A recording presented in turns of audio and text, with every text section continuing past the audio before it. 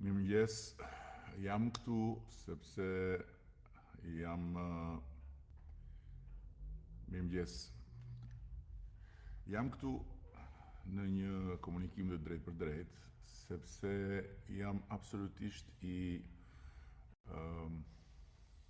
surprizuar, le ta themi me një fjalë të butë, nga një reagim i pabesueshëm i shoqatës së gjyqtarëve lidhur me shqetësimin e ngritur nga unë publikisht për një përpjekje që në këndvështrimin tim është e pajustifikueshme, është e papranueshme dhe është e pagëlltitshme për t'ju imponuar parlamentit dhe qeverisë përmes pushtetit gjyqësor dhe për t'i rritur pagat vetes gjyqtarët me gjyq. Dhe këtë shqetësim publik unë e kam shprehur si palë në emër të një pale. Një pale me të drejtën për të mbrojtur interesin e vet, në këtë rast publik, në gjykat. Pra, në emër të pushtetit ekzekutiv, po edhe si kryetar i shumicës parlamentare. Është hera e dytë që ndodh që ka një habi shoqëruar me një përpjekje për të më mbyllur gojën, kur në fakt u flas në emër të çka përfaqësoj me votën e shqiptarëve në mbrojtje të një interesi për të cilin jemi në gjyq. Pra, jemi palë. Dhe befas shoqata e gjyqtarëve shfaqet publikisht si një parti politike, me një gjuhë të papranueshme dhe të pajustifikueshme për ata të cilët përfaqësojnë pushtetin gjyqësor, pra përfaqësojnë një pushtet i cili arbitron dhe jo një arbitër i cili thot bilbili është i imi, topi është i imi, penaltin do ta gjuaj vet dhe porta duhet rri pa portier. Dëgjoni se çfarë gjuhe. Shoqata ka ndjekur me keqardhje dhe shqetësim fushatën e spekulimeve publike të ndërmarrë nga kreu i Këshillit Ministrave dhe gjithashtu dhe zhvillimin mediatik të saj që kulmoi mbrëmjen e kaluar, pra flasim për parmbrëm, ku, mbasi mora informacion, kuptova që ka pasur disa emisione të mbrëmjes që janë marrë me këtë çështje. Dhe këto emisione të mbrëmjes, të organizuara në mënyrë krejt të pavarur prej meje dhe në mënyrë krejt të natyrshme siç organizohen çdo mbrëmje dhe shumë prej cilave janë të pamirëseardhura në aspektin e përmbajtësor nga shumica qeverisë, por kjo s'ka asnjë lloj problemi. Futet në gjuhën tipike të një politike të vjetër të dasisë dhe të urrëties, duke i përshkruar gjykatësit e Republikës Shqipërisë. Në fakt aty janë një dorë njerëzish që i shkruajnë dhe i bëjnë to se si janë absolutisht të gjithë gjyqtarët, kështu që por ata që marrin përsipër të flasin në emër të gjyqtarëve, si fushat e imja e kreut të Këshillit Ministrave. Tani besoj që të gjithë e dinë se çfarë është një fushat dhe çfarë është një fushat kur e udhëheq unë së bashku me gjithë shokët dhe shoqjet e armëve të Partisë Socialiste. Një uragan që merr përpara, këtë i dali përpara, kur është fjala për një betejë politike. Po kjo nuk është një betejë politike, ne nuk jemi në asnjë fushat dhe nuk kemi asnjë qëllim të bëjmë fushat kundër gjykatësve.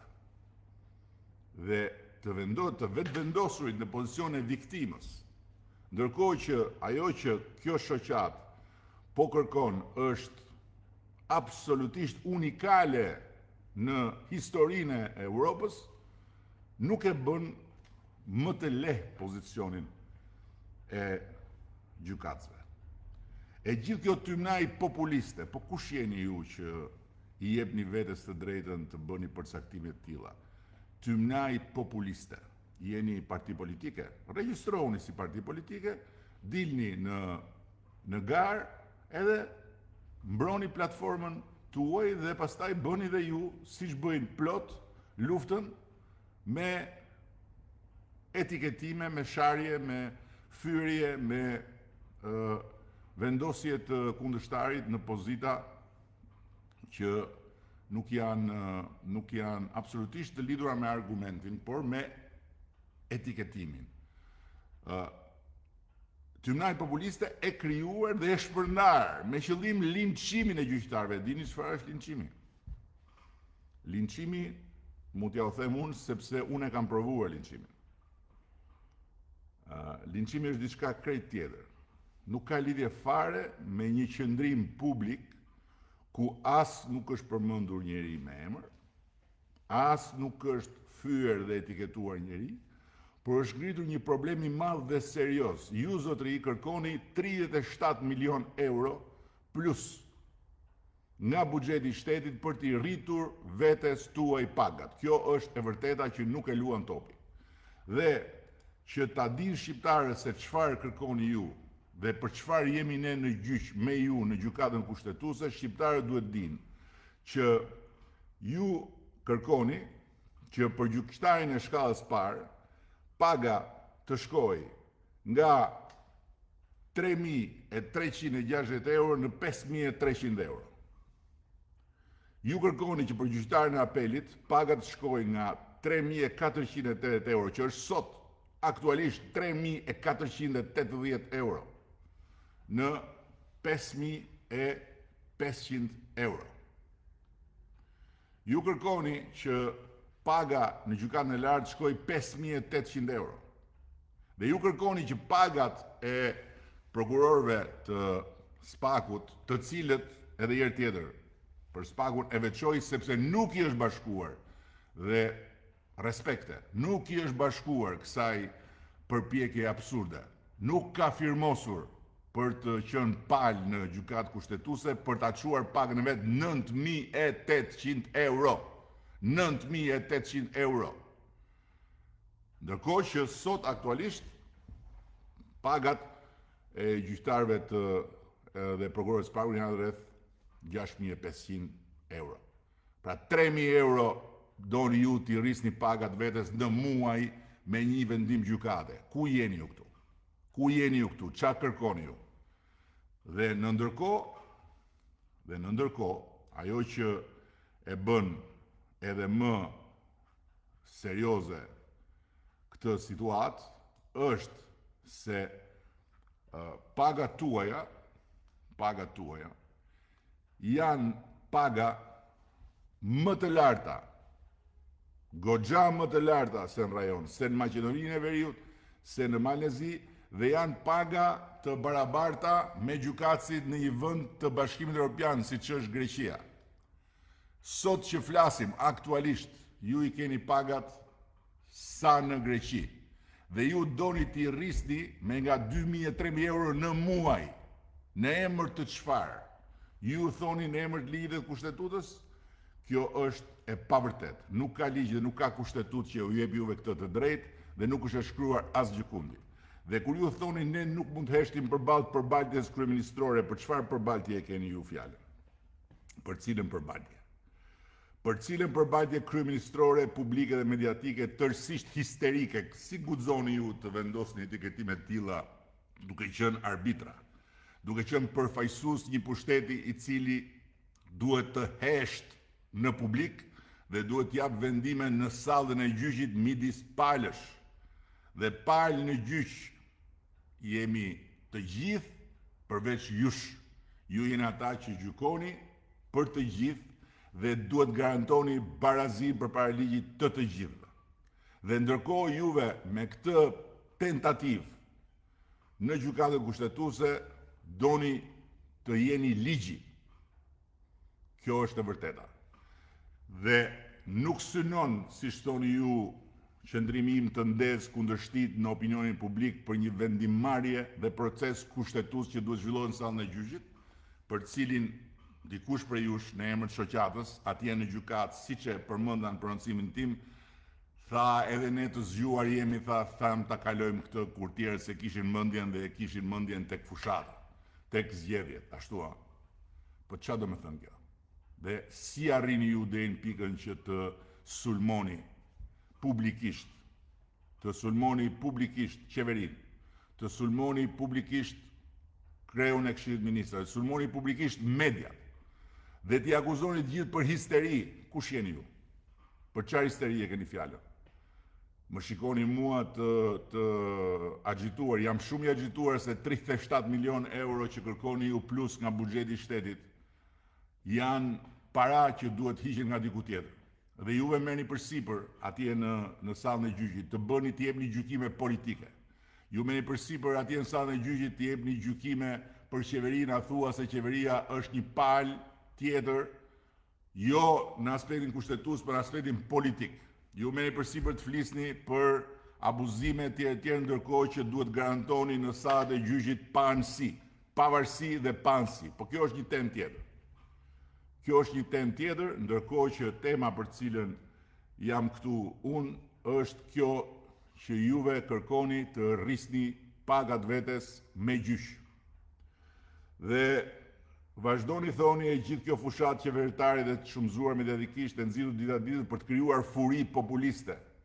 Cilën furi populiste? Dhe cilën e nxitur dita ditës? Ku e keni dëgjuar ju dita ditës këtë gjë? Apo është miza nën kësul që nuk po funksionon plani i kalimit pamendje të 37 milion euro e plus, të rritjes pagave mujore me 2.000 e me 3.000 euro në muaj, dhe të kthimit Shqipërisë në të vetmi vend në planet, ku pastaj në pafundësi pagat e gjykatësve dhe prokurorëve janë më të larta se paga e presidentit Republikës dhe deputetëve dhe ministrave dhe e të gjithë tjerëve. Po si ka mundësi që sot pagat e shumë kujt ndër ju janë më të larta sa paga e kryetarit të gjykatës lartënje, e kuptoni apo? Po çfarë bëhet kështu? Ndërkohë që po i marrin me radhë argumentat për të mos vazhduar këtë betejën retorike, të cilën ju sugjeroj ta lini dhe mos përfshiheni më, sepse nuk i takon gjykatësve të prononcohen publikisht me terma të tilla, duke përdorur etiketime të cilat ju shkojnë partive më të vjetra dhe më të degraduara këtu në Republikën e Shqipërisë dhe jo një trupe gjyqësore e cila është mbështetur me të gjitha forcat, me të gjithë vullnetin e mirë, me të gjithë dëshirën e mirë, pa pushim nga kjo qeveri dhe nga kjo shumicë qeverisë. Kur nuk e keni parë ju më parë këtë pavarësi, kur nuk e keni pasur ju më parë këtë pushtet të cilin patjetër ju a ka dhënë kushtetuta, apo kushtetuta ja u kishte dhënë në letër dhe më parë, por nuk e kishin, sepse ja u diktonin të tjerët. Dhe ky është vullneti ynë.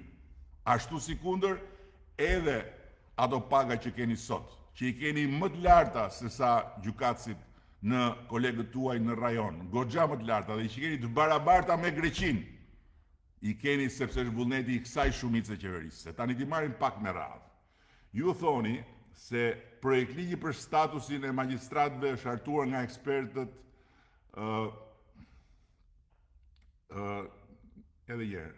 Së pari ju thoni, i hartuar nga ekspertët mandatuar nga Komisioni i Posaçëm Parlamentar për Reformën Drejtësi parashikonte në vitin 2016, thoni ju, se statusi financiar i pagës magjistratëve do të ishte gati 1/3 në vlerë absolute më e madhe nga çfarë u vendos nxitimthi dhe pa debat për të bërë ligj nga Kuvendi nëntorin e vitit 2026. Shpejtësia e miratimit të ligjeve në Kuvend dhe shmangja e debatit mbi këtë propozim të gjithë pranuar në vitin e artimit paketës ligjore bëri që cedimi i parë në këtë drejtim nga standardet drejtësisë së re të ndodhte me miratimin e ndryshuar nga varianti fillestar i ligjit. Ky ishte keqbesimi i parë. Kjo është e pavërtetë. Është tërësisht e pavërtetë dhe unë po ju referohem dhe juve, ndryshe nga ju. Po ju citoj dhe ju dhe publiku le të dëgjoj. E vërteta është krejt ndryshe dhe atë paket të vitit 2016 e kanë hartuar patjetër ekspertët kombëtar dhe ndërkombëtar, por e kanë mbështetur në mënyrën më të vendosur deputetët e Kuvendit Shqipërisë dhe ata kanë dalë me këtë formulë. Dhe nuk ka absolutisht asnjë të vërtet në çfarë thoni ju dhe në ndërkohë po vazhdoj me të dytën për të shpjeguar dhe të parën, sikur mjaftonte ky cedim, thoni ju, në ligjin e nëntorit vitit 2016, u parashikua që efektet financiare të pagave të magjistratëve do të nisnin nga data 1/1/2019. Kështu për 2 vite dhe 2 muaj, thoni ju, reforma e re vendosi magjistratët paguen me reformat e vjetra. Këtu është edhe shqipja pak problem, por nuk po hy tek shqipja. Ky moment ishte keqbesimi i dytë në radhë. Zotri, ne kemi vendosur në 2 vitin 2016 një rritje pagash të jashtëzakonshme për ju, për t'ju dhënë juve edhe mbështetjen financiare si shprehje e vullnetit dhe e mesazhit të asaj reforme që jave një sakrificë e të gjithë taksapaguesve, që ju të paguheni më shumë se gjithë kolegët tuaj në rajon, që ju t'jeni të drejtë, t'jeni të pavarur, t'jeni të paanshëm dhe të bëni punën tuaj për ta mbajtur pushtetin e pavarësuar të drejtësisë me dinjitet dhe në emër të popullit dhe të Republikës Shqipërisë. Por ama, nga vendimi i 2016 deri te krijimi i mundësive për të pasur atë fond pagash, duhej një kohë, sepse në 2016, kur ne kemi kaluar këtë paket, Shqipëria nuk ishte kjo. Kjo është një Shqipëri tjetër. Kjo Shqipëri i ka mundësit sot për shumë gjëra që nuk i kishte në 2016. Dhe prandaj, ajo hapësirë kohore që u la për të rritur pagat ju, ishte një hapësirë kohore e llogaritur me laps dhe me letër në Ministrinë e Financave, në drejtorinë e buxhetit, me të gjithë ekspertët, në mënyrë që ne t'i përgjigjeshim këtij detyrimi, por mos hapnim gropa të tjera nga ato gropa që kishim të hapura nga e kaluara dhe që po i mbushnim hap pas hapi. Si mund të jetë kjo me çelës magjik që vendosëm sot t'i bëjmë një rritje pagash eksponenciale një grupi interesi, një grupi shoqëror, dhe kjo u bëka qysh të nesërmen. Kjo bëhet me hapa dhe nuk ka qenë keqbesim, por ka qenë mirë planifikim. Ndërkohë që ju vazhdoni dhe me një gjë tjetër që unë habitem si e diskutoni akoma dhe si guxoni t'ia thoni këtë popullit shqiptar. Ju thoni së treti stafeta ju pasua keqbesimit të tretë, pasi në momentin e fundit në kuvend u ndryshua dispozita tranzitore e ligjit, duke u parashikuar se magjistratët që nuk kishin kaluar vettingun në datën e shumë dhe mezipritur shqipja, një i pari 2010 do të vijoni të merrin pagën e vjetër, atë të përcaktuar në vitin 2008. Pra, që ta dëgjoj publiku, ju keni shkuar në gjykatën kushtetuese për t'ju rritur pagën atyre që i hoqi vettingu sepse nuk ishin të denj për sistemin e ri të drejtësisë. Ju keni shkuar në gjykatën kushtetuese për t'i kërkuar taksapaguesve shqiptar që të paguajnë paga më të larta se të gjithë të tjerëve për gjykatës e prokuror që vettingu i hoqi sepse kishin pasuri të pa justifikuara. Ju keni vajtur në gjykatën kushtetuese për t'u thënë taksapaguzëve shqiptar se edhe ata të cilët ishin korruptuesit dhe gjakpirësit e sistemit të drejtësisë dhe të popullit shqiptar meritonin rritje pagash njësoj si ata që kaluan vettingun. Si mund ta fusni dhe këtë në radhën e pretendimeve që keni nga kjo qeveri e poshtër, e cila ka bërë një reformë historike dhe e cila ka bërë atë që kolegët tuaj nga viti 2012 dhe deri kur u bë kjo reformë do ta kishin ndërruar, por nuk e kanë prekur dot. I ka dhënë pavarësinë pushtetit që juve sot duhet bëni çdo gjë që ta ushtroni me dinjitet. Pushtetit që juve sot duhet bëni çdo gjë që ta ktheni në një të mirë të madhe të popullit shqiptar. Pushtetit që juve sot duhet bëni çdo gjë për t'ju dhënë shqiptarëve pavarësisht statusit social, pavarësisht çfarëdo lloj diferencë që kanë në jetën e përditshme, atë që shqiptarët e kanë ndruar po se kanë pasur kur dhe nuk e kanë akoma, edhe sot. Dhe për këtë duhet ju të jeni të parët që të shqetësoheni barazin para ligjit.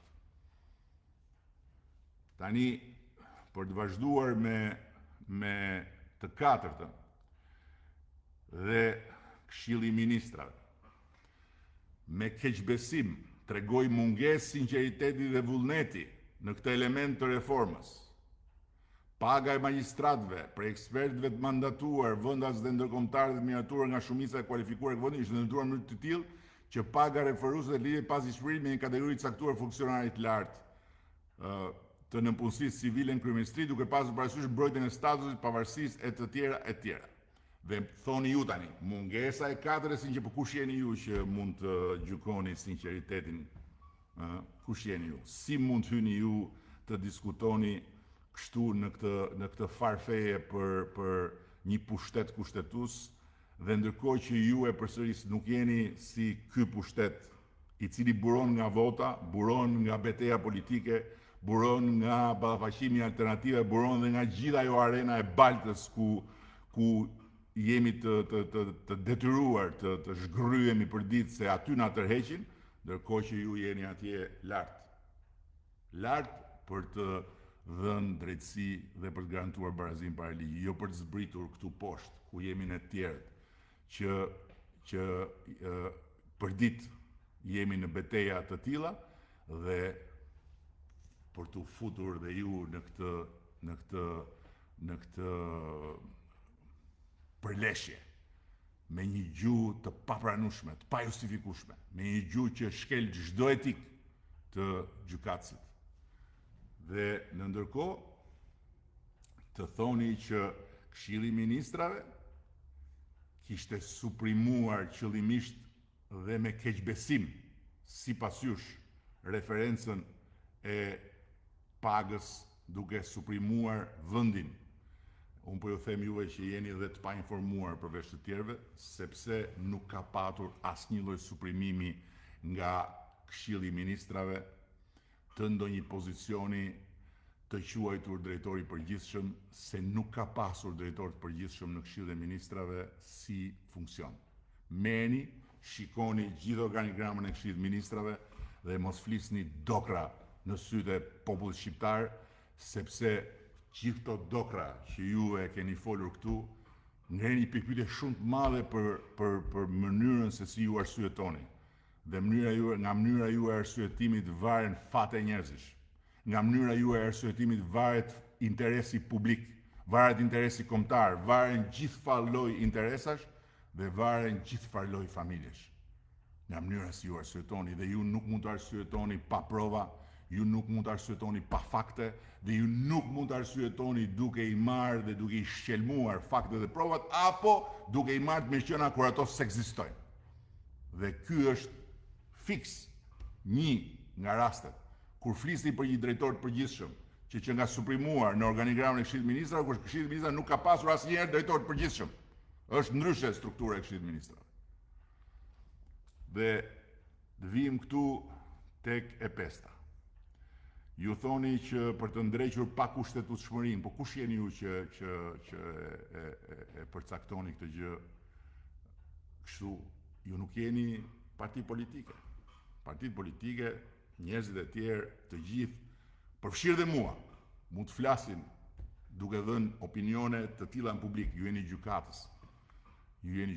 Ju nuk jeni interlokutor të publikut në arenën e pluralizmit politik. Si mund ju të flisni me këtë gjuhë? Si mund ju të hidhni balt mbi qeverinë e kësaj republike me këtë lloj retorike? Dhe për më tepër pastaj flisni për zbritje fiktive në kategori më poshtë pagës referuese të bëra nga ana e Këshillit Ministrave. Ndërkohë që e vërteta është se flisni dhe për ulje pagash. Pra ju është përkeqësuar pozicioni financiar sipas jush. Po si ka mundësi ta thoni këtë? Po nxirni një dokument të vetëm të përkeqësimit të pozicionit tuaj financiar. Po keni pagat njësoj si gjykatësit në Greqi sot dhe doni t'i rrisni prap me nga 2.000 e me nga 3.000 euro në muaj. Do me thënë, ta din shqiptarët, jo t'i keni 2.000 dhe 3.000, se ndërkohë i keni më shumë se 2.000 dhe 3.000 në muaj. Po doni t'i rrisni me plus 2.000 e me plus 3.000. Edhe thoni që ne ja u pas kemi përkeqësuar pozicionin financiar juve. Këto janë në fakt, për fat keq, dokra. Nxirni një dokument të përkeqësimit pozicionit financiar dhe jo nxirni në publik, se nuk jeni parti politike për të bërë deklarata publike. Deklarata publike t'i bëni kur keni realisht momentet kur ju cënohet pozicioni nga ndonjë forcë apo nga një faktor. Askush këtu, për sa më takon mua, nuk ju cënon juve pozicionin përkundrazi. Kjo qeveri është garantja e pavarësisë suaj. Dhe ju e dini shumë mirë se këtu keni jetuar, këtu keni qenë dhe ju e shikoni vetë ndryshimin e madh që ka ndodhur dhe në jetën tuaj familjare dhe për këtë respekt për të gjitha familjet tuaja dhe edhe në jetën tuaj profesionale, sepse juve jeni totalisht të pavarur. A jeni të paanshëm? Këtë duhet ta shikoni tek vetja dhe ta kërkoni çdo ditë kur hyni në sallën e gjyqit. Jo të dilni në publik edhe të bëni fletrufera. Dhe për më tepër pastaj, neni 138 i Kushtetutës, të cilit i referoheni ju, dhe e lexoni ju si garanci që juve mund t'ja rrisni pagën vetes progresivisht. Nuk ka absolutisht as këtë frym, as këtë gërm.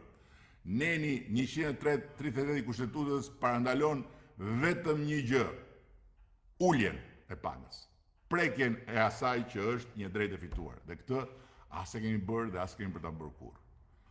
Dhe e fundit, ju thoni që kundërvënia e kësaj qëndrese, çdo me thënë kundërvënia e kësaj qëndrese në Shqip një herë, se Shqipja është gjuhë shumë e pasur, shumë e bukur, por është halli i madh kur e përdor keq. Kundërvënia e kësaj qëndrese dhe emancipimi të pushtetit gjyqësor dhe shoqërisë civile të gjyqtarëve.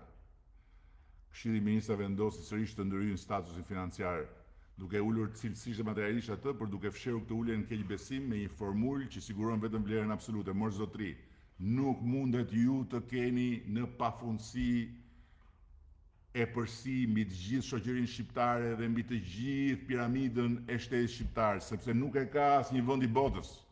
A e kuptoni kaq gjë apo jo? Nuk mund ta keni ju këtë epërsi.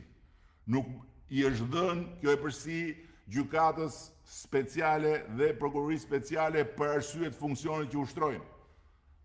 Dhe ajo është një strukturë e përkohshme e cila ushtron një mision që në këtë kohë është përcaktuar si mision strategjik për transformimin e shtetit shqiptar. Dhe ata njerëz gjenden dhe në situata sakrifice, në situata presioni, në situata edhe rreziku për jetën e vet në një moment caktuar, për shkak se përballet me grupe kriminale etj etj. Po ju çfarë doni? Si e keni hallin ju tjerë? Se kuptoj. Dhe e vërteta është që Këshilli i Ministrave dhe Kuvendi kanë ushtruar vetëm diskrecionin e tyre në përcaktimin e formulës pagës. Dhe këtë ju a ka njohur gjykata kushtetuese më zotëri.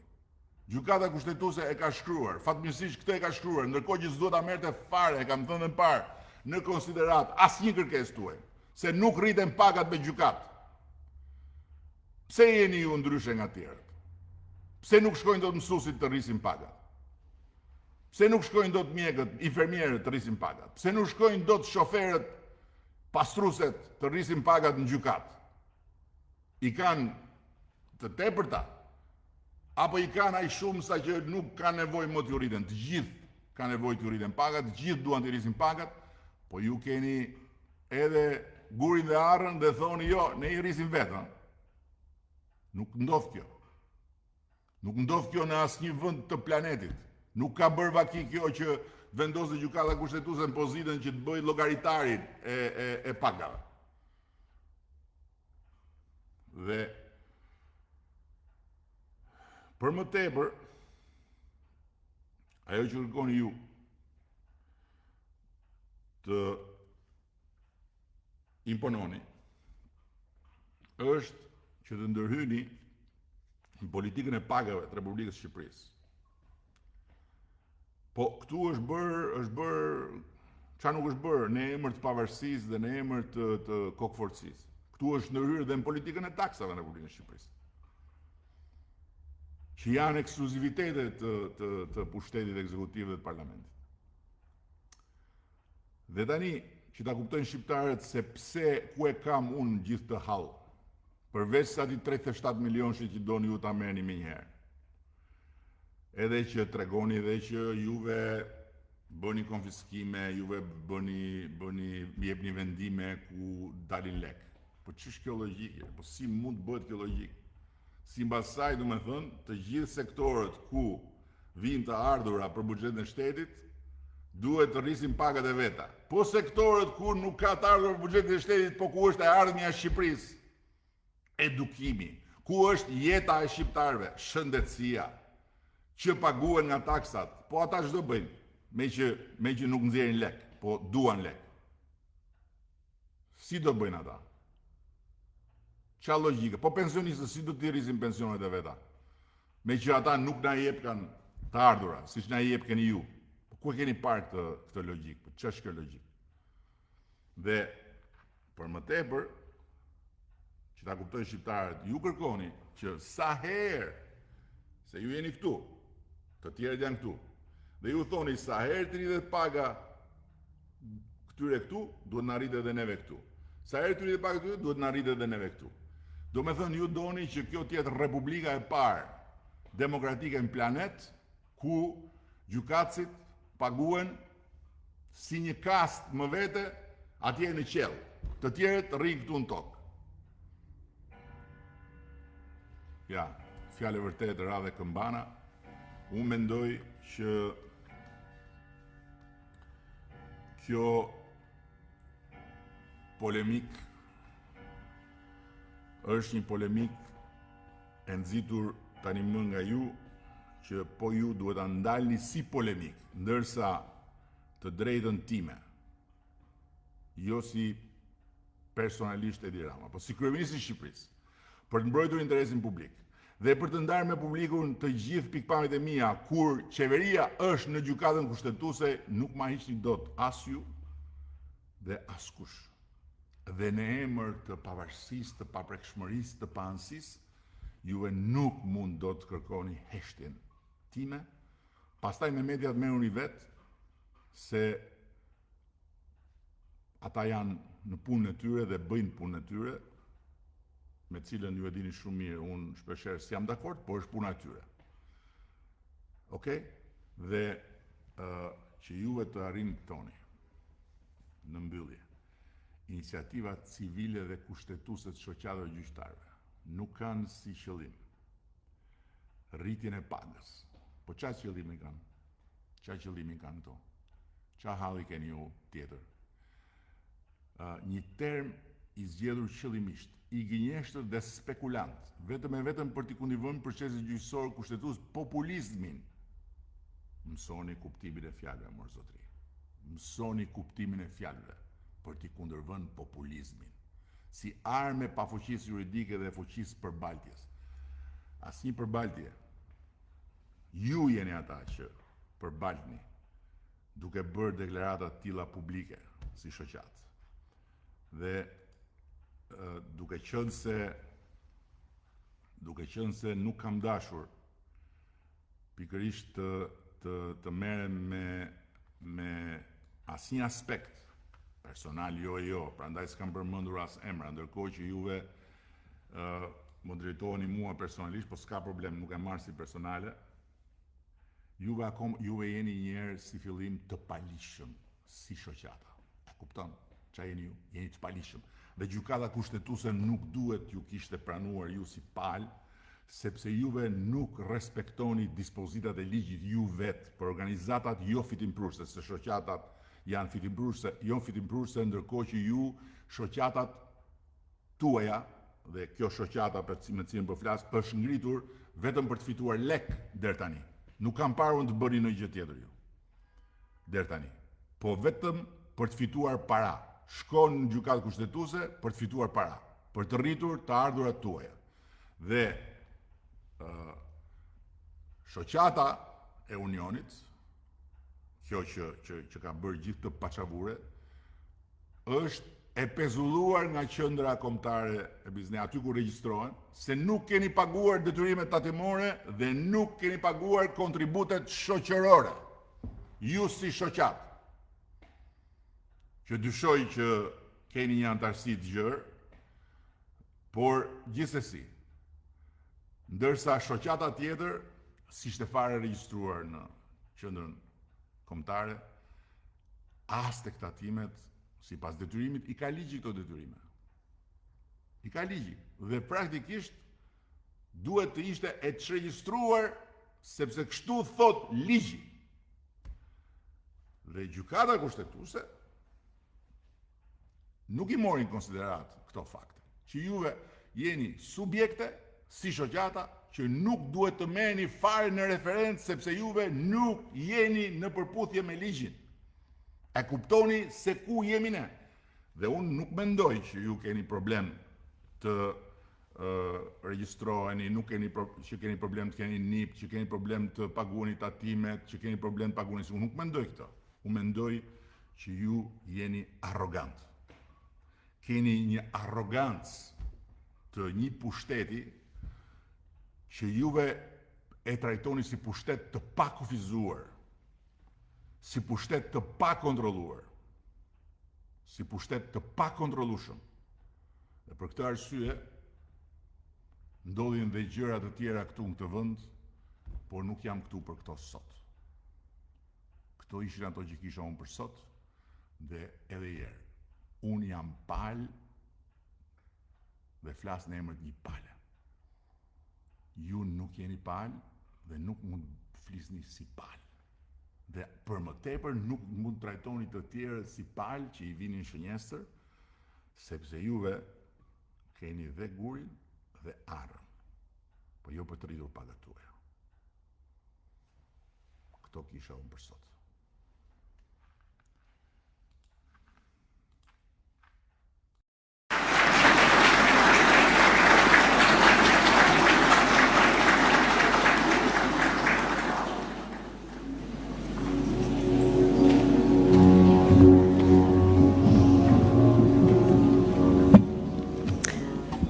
Përshëndetje. Ju falenderojmë që keni ardhur, i nderuar zoti kryeministër, I nderuar Ministër i Turizmit, Kulturës dhe Sportit, zoti Blendi Gonxha, e nderuar drejtoreshe përgjithshme e Agjencisë Kombëtare të Rinisë zonja Sarabodo, të nderuar përfaqësues të institucioneve shtetërore. të dashur kolegë dhe të rinj. Unë jam Stelina Braushi. Ndërsa unë quhem Lidhja Lapi.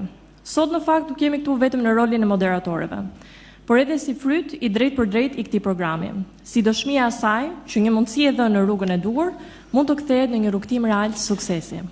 Sot jemi këtu për të ndarë histori frymëzuese dhe për të treguar se si një praktik mund të shndrohet në një rrugtim profesional, por gjithashtu dhe jetësor. Për sa i përket eksperiencës sime personale, duke nisur e para, unë jam një studente diplomuar në shkenca politike dhe marrëdhënie ndërkombëtare, dhe rrugtimi im nisi pikërisht me këtë praktikë 3 mujore. Një praktikë e cila përfaqësoi një hap të rëndësishëm drejt formimit tim profesional. Gjatë kësaj periudhe fitova aftësi të reja, përvoja konkrete dhe për më tepër besimin tek vetja. Si të njohëm, unë jam Stelina, një vajzë nga qyteti Kuçovës, ndose një qytet i vogël gjithmonë më ka mësuar se matësia një ëndre nuk varet kur nga përmasat e një vendi. Pas kryerjes së edukimit tim në Tiranë, gjithashtu rrugtimi im filloi me një praktikë 3 mujore në kuadër të programit të praktikave të punës dhe më pas pasoi në një kontratë 1 vjeçare punësimi. Sot kam kënaqësinë të jem e punësuar pranë Agjencisë Kombëtare të Rinisë si specialiste në sektorin e projekteve të brendshme. Ky rrugtim për mua përfaqëson më shumë se sa një përvojë pune. Është një proces i rëndësishëm formimi profesional, ndërtimit vetbesimit dhe padyshim marrjes së përgjegjësive. Tani ju njohët me eksperiencat tona, por ne kemi përgatitur edhe një video për ju sot me disa nga praktikantët e thirrjes 10, të cilët ju ftojmë ta ndjekim së bashku.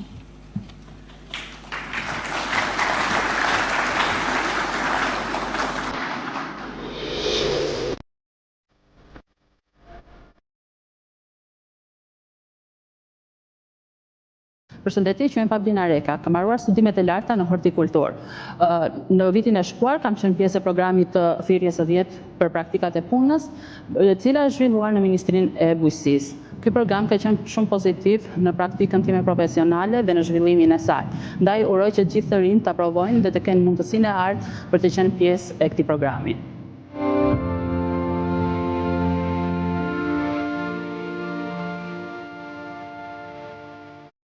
Përshëndetje, unë jam Alketa Budalni, jam 23 vjeç, jam diplomuar në master shkencor për studime politike dhe strategjitë ekonomike të zhvillimit. Si një e re, sapo diplomuar pjesë e programit kombëtar të praktikave të punës, mund të them që ka qenë një ndër eksperiencat e mia më të fryqme, duke qenë se më ka dhënë mundësinë që të jem në brendësi të institucioneve shtetërore për të parë më tepër zhvillimin ekonomik, infrastrukturor dhe hartimin e politikave. Sot unë jam e punësuar pranë Ministrisë së Infrastrukturës dhe Energjisë me kohë të plotë në sektorin e arkivës dhe protokollit. Si një dëshmi suksesi e këtij programi, unë ma sugjeroj të gjithë të rinjve të cilët duan të zhvillojnë karrierën e tyre në administratën publike dhe të ndjekin hapat e tyre drejt integrimit në tregun e punës.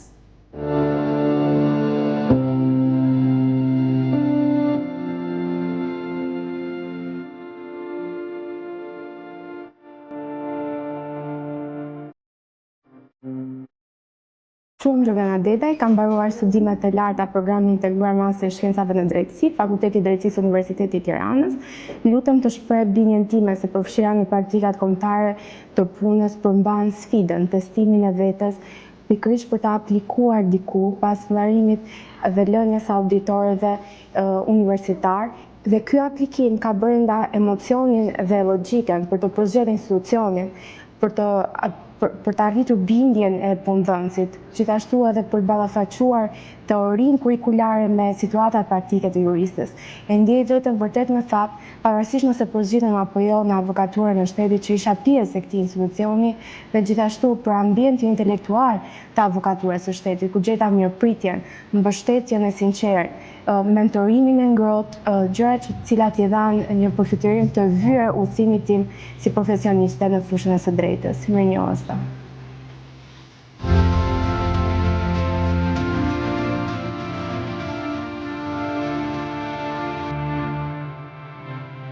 Përshëndetje, unë jam Devis Nashi, me profesion mjek veterinar, kam mbaruar në Fakultetin e Mjekësisë Veterinare në Universitetin Bujqësor të Tiranës.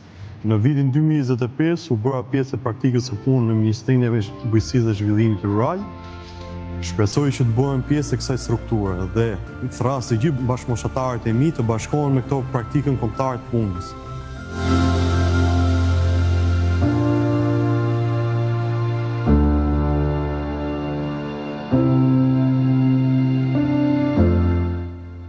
Përshëndetje, unë jam Iris Nika, 21 vjeç, diplomuar në shkenca politike dhe marrëdhënie ndërkombëtare. Për programin e praktikave të punës të Agjencisë Kombëtare të Rinisë, u mora pjesë në trajnimin 3 mujor pra Ministrisë për Europën dhe Punët e Jashtme. Kjo praktikë ishte një angazhim real në vendin tim. Një mësim të po ashtu një udhërfyes profesionit që unë aspiroj në të ardhmen. Ndaj ftoj të gjithë të rinjt, të aplikoni të shfrytëzoni këtë mundësi për praktikat e punës, se këtu ndërtohet e ardhmja.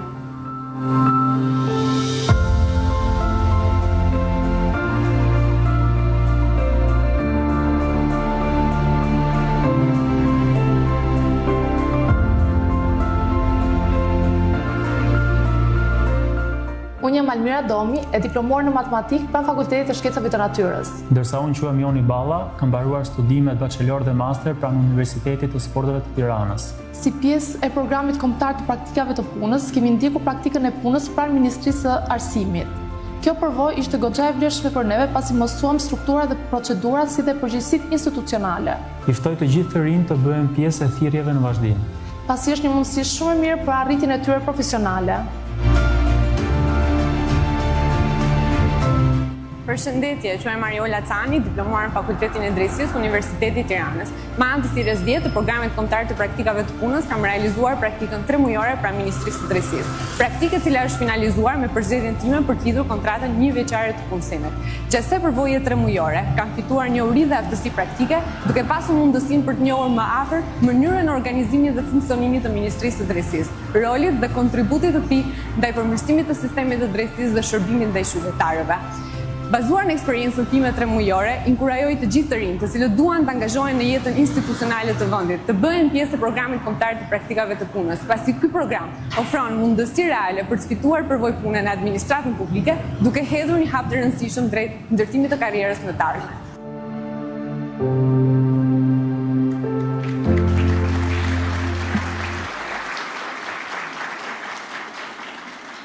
E në fakt, këto janë dëshmi se si investimi të këtë rinjt nuk është thjesht një politik, por një vizion që jep rezultate reale.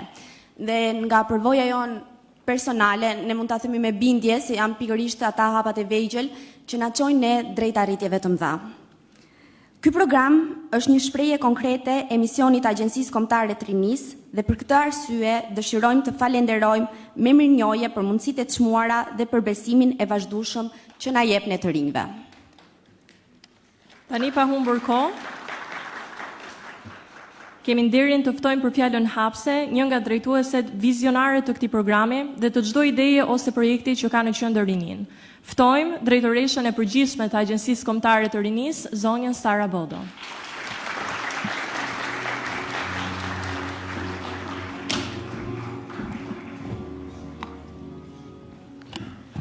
I nderuar kryeministër, i nderuar ministër, të dashur të rinj dhe të reja, sot dua të ndaj një histori me ju. Historia e një arkitekti të ri që në ditën e tij të parë të punës shkon tek mjeshtri i vjetët dhe pyet: si ndërtohen ndërtesat e mëdha? Mjeshtri e çoi pranë kantierit të ndërtimit, i tregoi themelet dhe i thot: shikoje mirë këtë pjesë. Askush nuk e sheh, askush nuk e admiron, por mbi këtë pjesë që nuk duket, qëndron e gjithë ndërtesa. Sepse ndërtesat e mëdha nuk ndërtohen nga maja. Ato ndërtohen nga poshtë, nga themelet, nga gurët e parë, nga durimi dhe përkushtimi atyre që punojnë çdo ditë, nga njerëz që nuk kërkojnë lavdi, por bëjnë punën siç duhet. Nëse themelet janë të forta, ndërtesa qëndron. Nëse themelet janë të topta, ajo bie sado e bukur të duket nga jashtë. Kjo praktikë 3 mujore ka qenë pikërisht kjo për ju. Vendosja e themeleve, vendosja e gurëve të parë, ndërtimi i bazës suaj profesionale, po dhe njerëzore. Ju nuk keni mësuar vetëm si funksionon administrata publike, ju keni mësuar si funksionon përgjegjësia, koreksia, përkushtimi, po dhe si ndërtohet besimi. Ka momente në jetë që nuk duken aq të mëdha në pamje të parë, por janë pikërisht ato momente që përcaktojnë gjithë rrugtimin tonë. E armja që përdortoni sot nuk do të duket menjëherë. Nuk do të ketë gjithmonë duar trokitje, nuk do të ketë gjithmonë dritë reflektorësh, por do të jetë e qëndrueshme. Suksesi nuk është kurrë linear, disa ecin më shpejt, disa ecin më ngadalë, por e rëndësishmja është të mos ndaleni. Sepse pemët më të forta ndonjëherë rriten më ngadalë dhe rrënjët më të thella janë ato që nuk duken. ato që bajnë pemën dhe kur ka stuhi. Dhe pikërisht këtu, historia e themeleve merr kuptimin e saj të plot. Sepse administrata publike është një ndërtesë e madhe, një ndërtesë që në fakt nuk mbahet nga ato mure që duken, por nga themelet e forta që nuk shihen, nga njerëz që punojnë çdo ditë me korreksi, me profesionalizëm, me etik dhe me integritet. Dhe sot, kjo ndërtesë ka nevojë për frymën tuaj, ka nevojë për frymën e rinis, për energjinë dhe vizionin tuaj, për mendimin kritik, për guximin për t'i bërë gjëra ndryshe. Të dashur të rinj, kjo fazë që përfundua nuk është fundi një rrugtimi, është fillimi një përgjegjësie të re, i një misioni dhe një identiteti të ri profesional. Ju tashmë e keni nisur këtë rrugtim dhe ne besojmë tek ju, ne shpresojmë tek ju dhe ne investojmë tek ju, sepse ardhmja e administratës publike, po dhe e vendit ndërtohet nga njerëz si ju. Faleminderit dhe suksese në rrugtimin tuaj.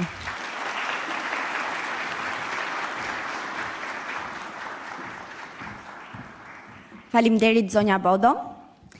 Të nderuar të pranishëm, kemi kënaqësinë të ftojmë për të mbajtur fjalën e tij Ministrin e Turizmit, Kulturës dhe Sportit, zotin Blendi Gonxha.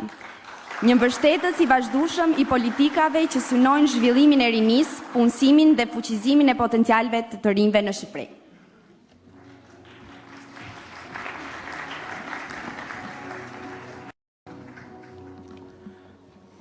Të dashur të rinj, e dashur Sara dhe ekipi energjik i AKR-s, i nderuar zoti kryeministër, është një emocion i veçantë të gjendem me sysh sot, si dikush që e njeh mirë peshën e ëndrave të moshës suaj.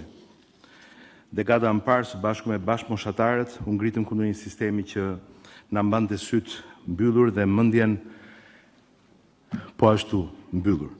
Ndronin dhe brorisnin me duam Shqipërinë si gjithë Europa. E sot jemi më pranë se kur realizimit të kësaj dëshire për qenë pjesë e familjes europiane. Ju jeni vala e parë e të barabartëve të këtij integrimi, por mbi të gjitha ju jeni arsyeja pse ky proces ka kuptim. Shpesh dëgjojmë se Europa është një atje jashtë, diku ku duhet të ikësh për ta gjetur, por e vërteta është se Europa që ne duam nuk është një destinacion gjeografik, është një standard jetese që po e ndërtojmë këtu, bashkë. Për vite me radhë, administrata publike është parë si një kafaz burokratik, një mjedis statik, i ngadalt dhe shpesh herë i shkëputur nga aspiratët e qytetarëve. Por sot ky imazh i përket së shkuarës. Dhe ju jeni dëshmia e këtij transformimi rrënjësor. Sot shteti nuk flet më nga lart, por ecën krah për krah me të rinjt dhe ju fton të bashkoheni e të kontribuoni për vendin. Prania juaj sot thyen barierat e kohës, sfidon status quo dhe sheh meritokracinë si të vetmen matëse të suksesit. Ju nuk jeni thjesht punonjës të rinj, por arkitektët e një administrate moderne, transparente dhe në shërbim të plot të realitetit dhe të sfidave të kohës sonë. Jeni ata që do bëni shtetin të vrapojë me shpejtësinë e ambicjes tuaj. Përmes programit kombëtar të praktikave të punës, nuk po hyn thjesht emra të ri në listë pagesa, po hyn një mendësi e re. 600 praktikantë përfituan nga ky program për vitin 2025, duke zgjedhur të japin kontributin e tyre real. Për herë të parë në vitin 2025, puna juaj u çmua edhe financiarisht, si një certifikat e parë, pse jo dinjiteti. Një mesazh i qartë se dia juaj ka vlerë dhe shteti e respekton atë që në hapin e parë. Dhe mbi të gjitha janë 250 kontratat të para pune që vërtetojnë se në këtë program rruga nga bankat e shkollës te mundësitë e punësimit konkret kalon vetëm përmes meritës. Shqipëria e re ka nevojë për mendjen, zemrën dhe energjinë tuaj pa komplekse për ta kthyer Shqipërinë 2030 në stacionin më të rëndësishëm të rajonit në të gjitha dimensionet, ekonomike, turistike, kulturore, sportive, në një destinacion të ambicjes suaj. Unë ju uroj suksese në çdo hap dhe mos harroni rruga juaj profesionale sapo ka nisur. Dera jon nuk ka dryna, ajo do të jetë për herë hapur, për guximin tuaj, për idetë që na sfidojnë dhe për dëshirën tuaj për ta parë vendin tonë gjithmonë më lart. Unë ju falenderoj.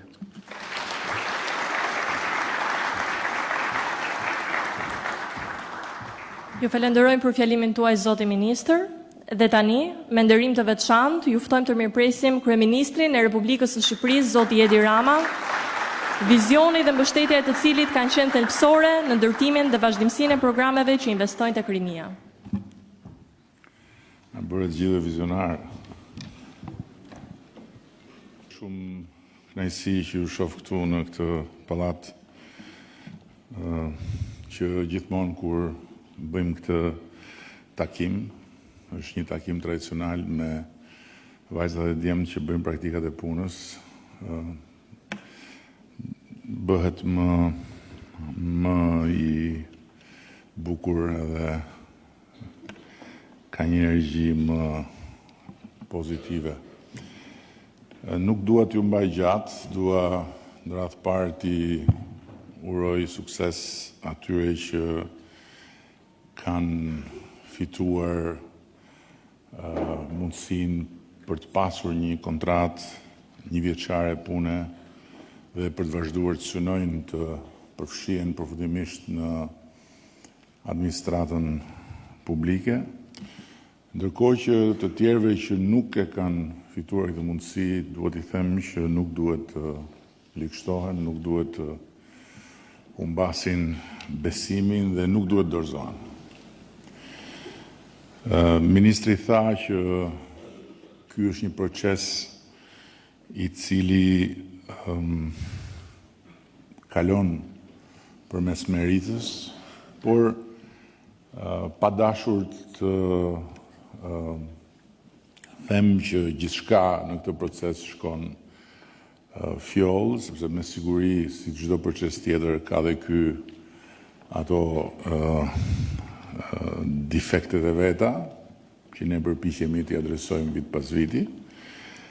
Keni parasysh që edhe vlerësimi i meritës, përderisa edhe në rastin kur bëhet një vlerësim, prap janë njerëzit që vlerësojnë, ka dhe anën e vet subjektive. Kështu që pa vënë në dyshim që ata të cilët e kanë fituar mundësinë për të vazhduar me një kontratë njëvjeçare e meritojnë këtë mundësi. Duhet t'ju them atyre që nuk e kanë fituar këtë mundësi që të mos ndjehen të përjashtuar dhe absolutisht mos mendojnë që janë më pak të zot. Thjesht në një moment caktuar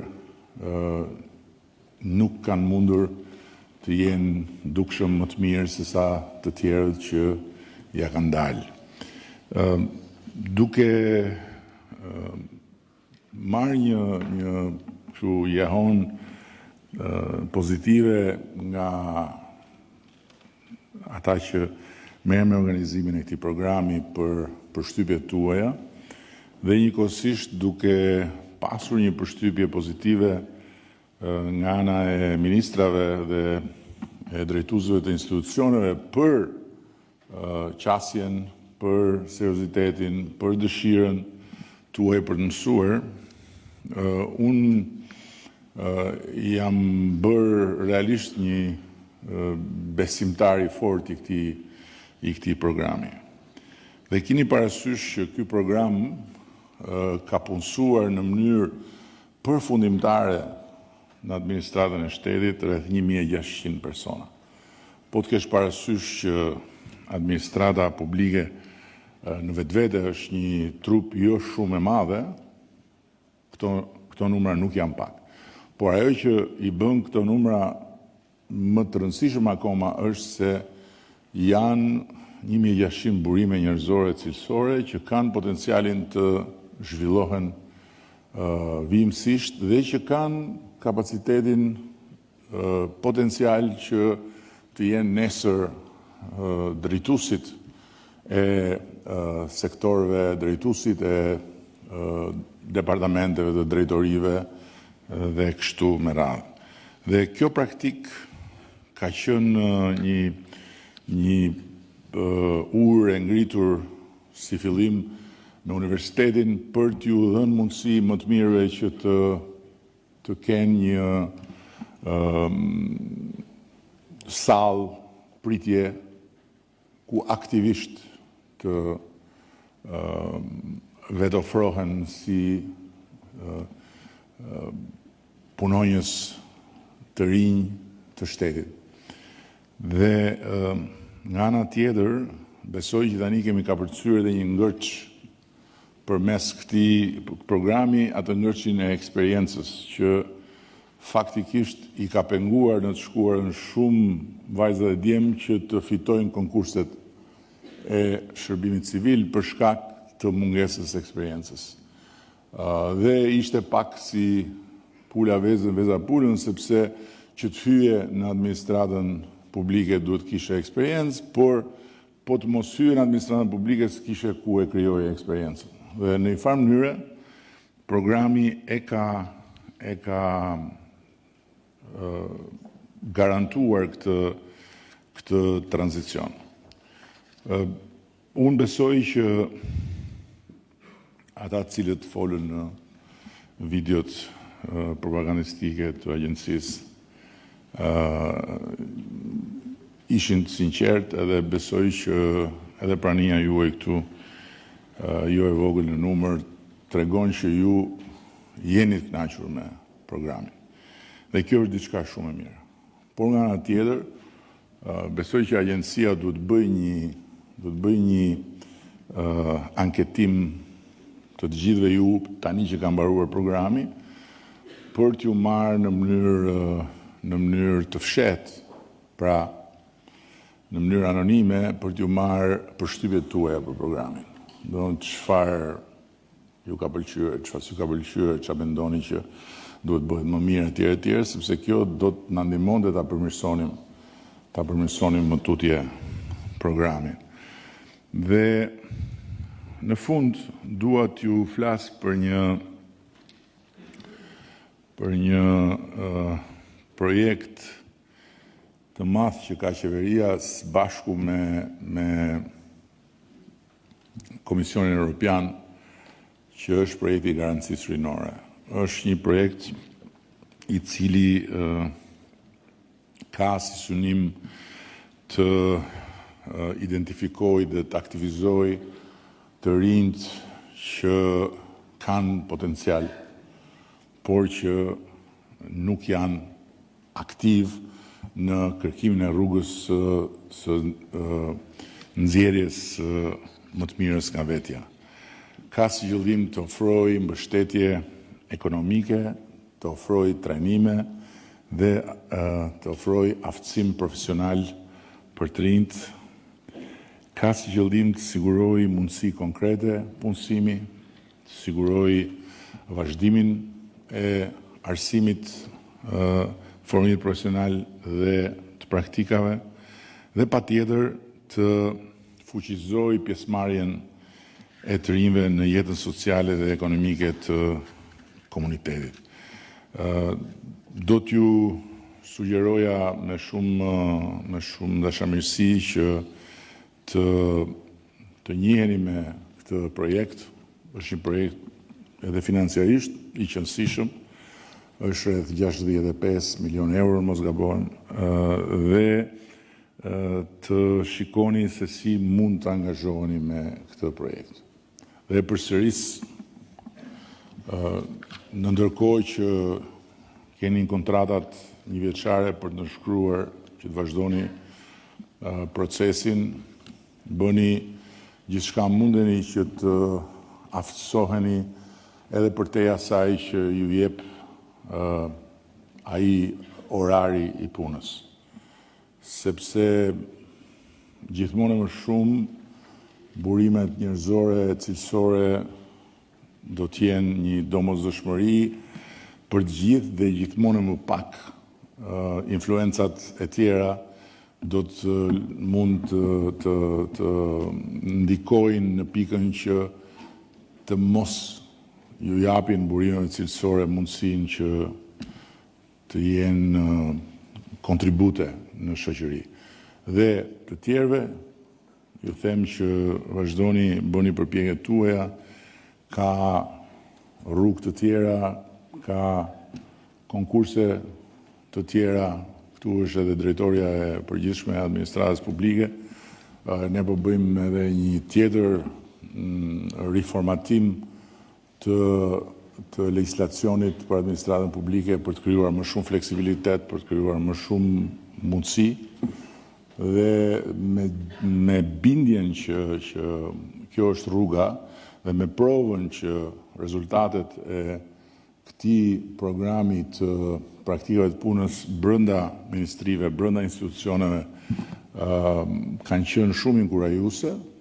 Ne do vazhdojmë të shtyjmë përpara agendën e thithjes të burimeve më të mira që dalin nga universiteti, të burimeve më të mira që janë aktive në shoqëri dhe që i përkasin grupit tuaj shoqëror të rejave dhe të rinjve.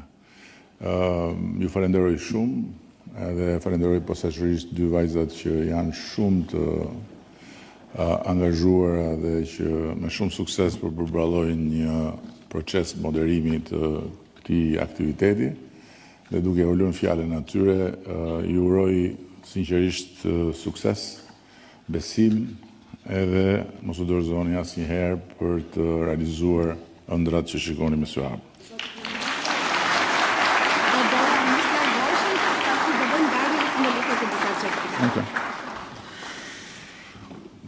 Për certifikatën e parë do i jepet Subian Dalanit nga vetë kryeministri.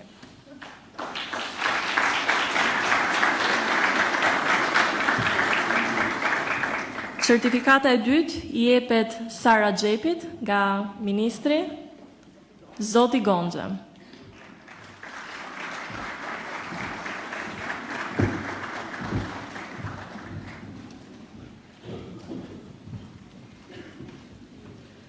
Certifikata e tretë, por jo më pak e rëndësishmja, i jepet Ensi Tolit nga drejtoresha Sara Bodo.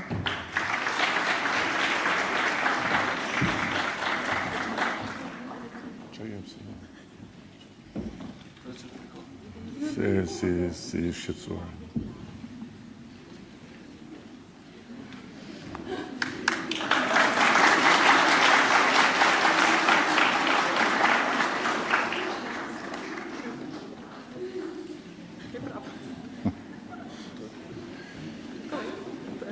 Merë frymë.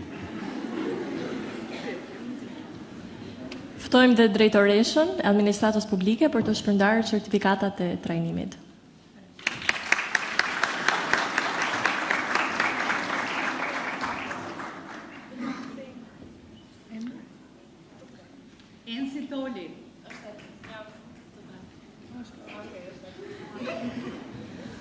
Janë për të tre pjesëmarrësit.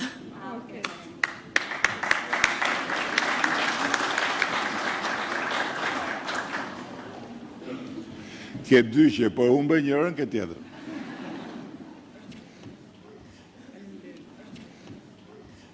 Mbarua.